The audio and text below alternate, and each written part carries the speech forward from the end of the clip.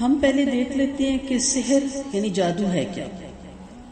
سحر کو لغت میں ہر ایسے اثر کو کہتے ہیں جس کا سبب ظاہر نہ ہو، خواہ وہ سبب مانوی ہو جیسے خاص کلمات کا اثر، یا غیر محسوس چیزوں کا ہو جیسے جنات شیاطین کا اثر، یا اسی طرح ہپنوٹائز جیسے کیا جاتا ہے، یا قوت خیالیہ کا اثر، یا محسوسات کا بھی ہو سکتا ہے مگر وہ محسوسات مخفی ہوں جیسے مقناطیس کی کشش لوہے کے لیے جبکہ مقناطیس نظروں سے پوشیدہ ہو، یا دعاؤں کا اثر، دوائیوں کا اثر جبکہ وہ دوائیاں مخفی ہوں، یا نجوم اور یا سیارات کا اثر۔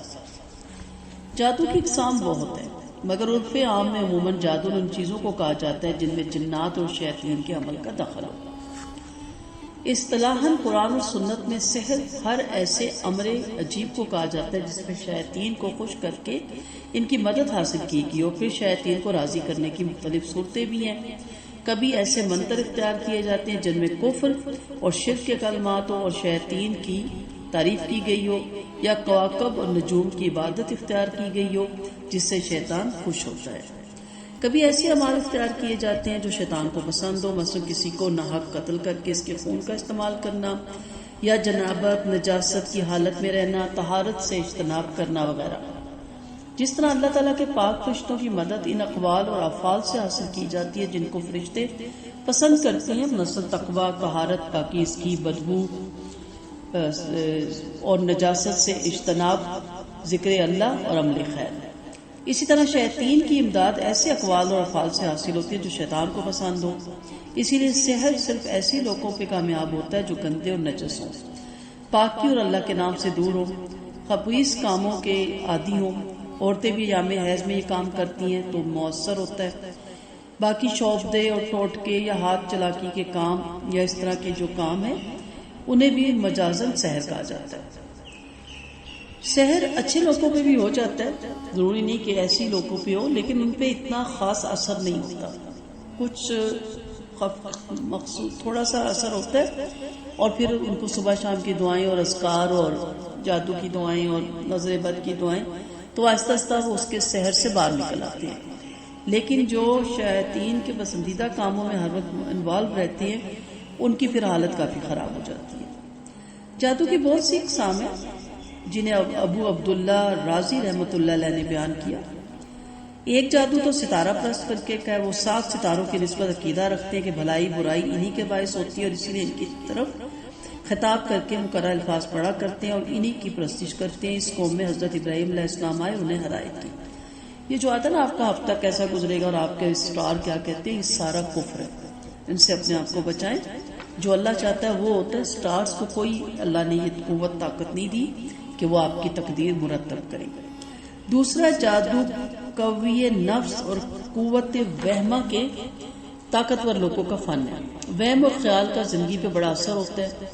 دیکھیے اگر ایک تنگ پل زمین پر رکھ دیا جائے تو انسان اس پہ سے آسانی سے گزر جائے گا، لیکن یہی تنگ پل اگر کسی دریا پہ رکھ دیا جائے تو اس وقت اس کے دل میں کیا خیال آئے گا کہ اگر میں گر پڑا یا یہ پل گر پڑا۔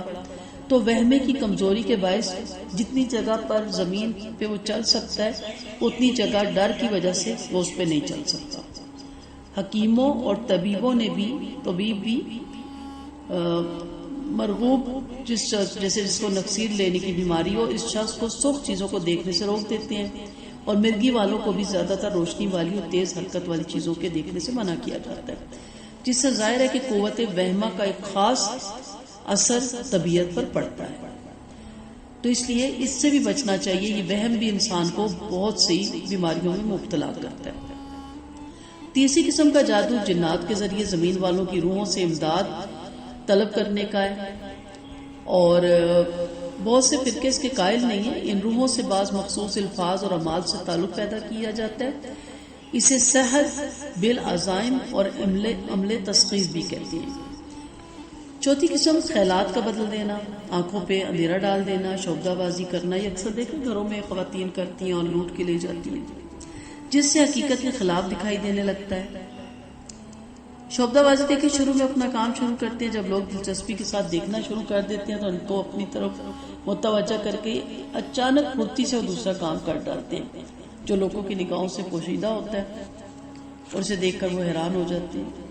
پانچویں قسم بعض چیزوں کی ترکیب دیکھ کر کوئی عجیب کام اس سے لینا، مثلا گھوڑے کی شکل بنا دینا، اس پہ سوار بٹھا کر بھگا دینا، کبوتر اڑا دینا۔ چھٹی قسم جادو کی بعض دواؤں میں عجیب عجیب خاصیتیں ہوتی ہیں۔ مقناطیس دیکھ لیں لوہا کس طرح اس کی طرف کھینچا آتا ہے۔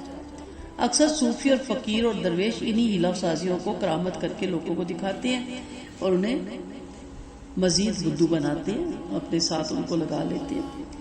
ساتویں، دل پر ایک خاص قسم کا اثر ڈال کر اسے جو چاہے منوا لینا۔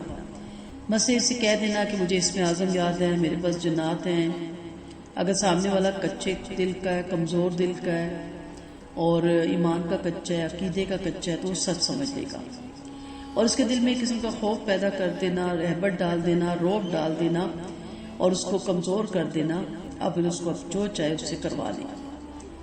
تو اس لیے اس ایمان کا مضبوط ہونا بہت ضروری ہوتا ہے۔ آٹھویں قسم آپ اچھی طرح جانتی ہیں، چغلی کرنا، جھوٹ سچ ملا کر کسی کے دل میں اپنا گھر کر لینا اور خفیہ چالوں سے اسے گرویدہ کر لینا، یہ بھی جادو ہی کی ایک قسم ہے۔ اچھا جادو بھی ہے، حوصلہ افزائی کا جادو، میٹھے بول کا جادو، نیکی کا جادو۔ آپ صلی اللہ علیہ وسلم کا فرمان ہے، بعض بیان بھی جادو ہوتے ہیں، یعنی ان کا اثر بھی جادو کی اہمیت رکھتا ہے۔ تو یہ ساری قسمیں تھوڑی بہت میں نے آپ کو اس لیے بتائی کہ آپ کی نظر میں ہو۔ کوشش کریں کہ اپنا ایمان مضبوط کریں، اپنا عقیدہ مضبوط رکھیں اور دوسروں کی باتوں میں نہ آئیں۔ پھر اس آیت میں ہم نے دیکھا کہ وما انزل علی الملکین ببابل ہاروت و ماروت، ان کے بارے میں ہمیں دو رائے ملتی ہیں۔ بعض نے تو کہا کہ ایسا واقعہ جو اس کے ساتھ منسوخ کیے جاتی ہیں قصے کہانیاں، وہ یہودیوں کی من گھڑت باتیں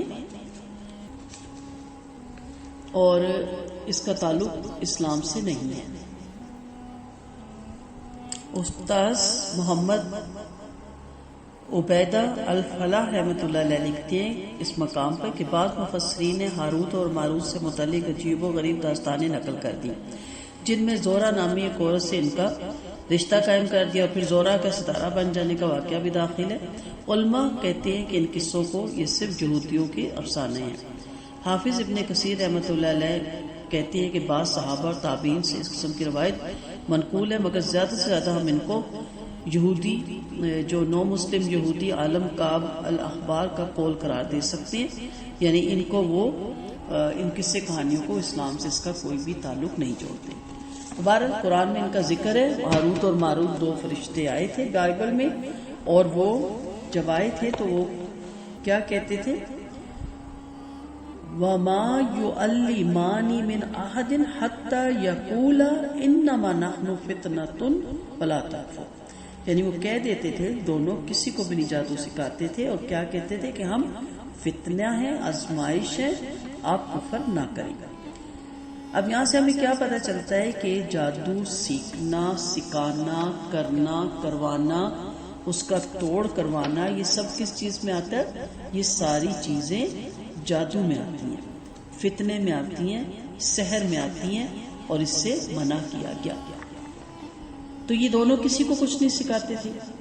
ابو جعفر رازی نے ابن عباس سے روایت کیا کہ جب کوئی ان دونوں سے جادو سیکھنے کے لیے آتا تو اسے سختی سے منع کرتے تھے اور کہتے تھے کہ ہم تو صرف آزمائش ہے، چنانچہ تم کفر میں نہ پڑو، اس لیے کہ وہ خیر اور شر اور کفر اور ایمان کو جانتے تھے، انہیں معلوم تھا کہ جادو کفر ہے۔ لہٰذا جب وہ ان کی بات قبول کرنے سے انکار کر دیتا تو اسے کہتے کہ فلاں جگہ جاؤ، اور جب وہاں جاتا تو شیطان کو وہاں پاتا جو اسے جادو سکھا دیتا تھا، اور جب وہ جادو سیکھ لیتا تھا تو اس سے نور نکل جاتا تھا، اور وہ آسمان کی طرف چڑھتے ہوئے اپنے نور کو دیکھتا تھا اور کہتا تھا ہائے حسرت، ہائے افسوس، اب میں کیا کروں۔ امام حسن بصری رحمۃ اللہ نے اس آیت کی تفسیر میں فرمایا کہ وہ دو فرشتوں کو جادو دے کر اتارا گیا تاکہ وہ لوگوں کو یہ آزمائش سکھا دے جسے اللہ تعالیٰ نے اپنے بندوں کی آزمائش کرنا چاہی تھی، اور اللہ تعالیٰ نے فرشتوں سے یہ عہد لیا تھا کہ وہ اس وقت تک کسی کو جادو نہ سکھائیں جب تک وہ ان کو بتا نہ دیں کہ ہم بطور آزمائش آئے ہیں، چنانچہ تم کفر میں نہ پڑو۔ قتادہ کا بھی یہی قول ہے۔ سادی بیان کرتے ہیں کہ جب کوئی انسان ان دو فرشتوں کے پاس جادو سیکھنے کے لیے آتا تو یہ سے نصیحت کرتے ہوئے کہتے کہ تم کفر میں نہ پڑو، ہم تو ذریعہ آزمائش ہیں۔ جب وہ انکار کرتے تھے اور جادو کے سیکھنے پر وہ اصرار کرتا رہتا تو اس سے کہتے کہ جاؤ اور اس راگ پر پیشاب کر. تو جب اس پر پیشاب کر دیتا اس کے جسم سے نور خارج ہو کر اوپر اٹھ جاتا حتیٰ کہ وہ آسمان میں داخل ہو جاتا، اور یہ خارج ہونے والا نور ایمان ہوتا اور دھوئے کی مانند ایک کالی سیاہ چیز آتی جو ان کے کانوں اور جسم کے حصے میں داخل ہو جاتی، اور یہ غضب الہی ہوتا. اور جب وہ ان دونوں فرشتوں کو ان کے بارے میں بتاتا تو اسے جادو سکھا دیتے. اور ارشاد باری تعالیٰ ہے کہ وہ کہتے کہ ہم فتنہ ہیں، تم کفر نہ کرو. تو بہت سی آپ کو اس کے بارے میں روایتیں مل جاتی ہیں. ان چیزوں کو سامنے رکھتے ہوئے تمام علماء اس آیت سے جادو سیکھنے کے کفر ہونے پر استدلال کرتے ہیں. نیز اس حدیث کو بھی پیش کیا جاتا ہے جس میں حافظ ابو بکر نے عبداللہ بن مسعود سے، ابو بکر بزار نے حضرت عبداللہ بن مسعود سے روایت کیا کہ آپ صلی اللہ علیہ وسلم کا فرمان ہے جو شخص کسی کاہن یا جادوگر کے پاس جائے اس کی تصدیق کرے تو اس نے اس دین اور شریعت کے ساتھ کفر کیا حضرت محمد صلی اللہ علیہ وسلم پر جو نازل کیا گیا. اس حدیث سے بھی ہمیں پتہ چلتا ہے کہ جادو کرنا کفر ہے اور ان لوگوں کے پاس جانا بھی کفر ہے. جب یہ معلوم ہو گیا کہ یہ سحر کفر اعتقادی یا عمل سے خالی نہیں ہے تو اس کا سیکھنا اور سکھانا بھی حرام ہوا، اس پر عمل کرنا بھی حرام ہوا. البتہ اگر مسلمانوں سے دور کرنے کی ضرورت ہو تو پھر کیا چیزیں سیکھی جائیں جو کہ قرآن و سنت کے مطابق ہے اور جو نبی کریم صلی اللہ علیہ وسلم نے ہمیں دی ہیں.